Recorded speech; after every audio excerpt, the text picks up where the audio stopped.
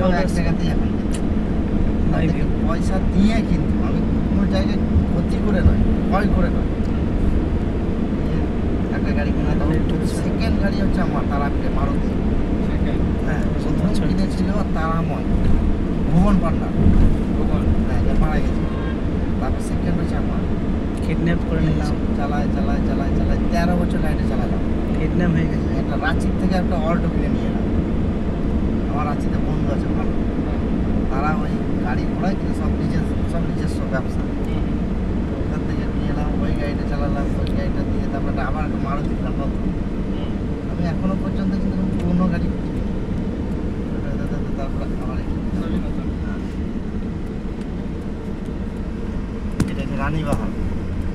এখান থেকে রানীবাহার 3 কিলোমিটার। এই প্যাসেঞ্জার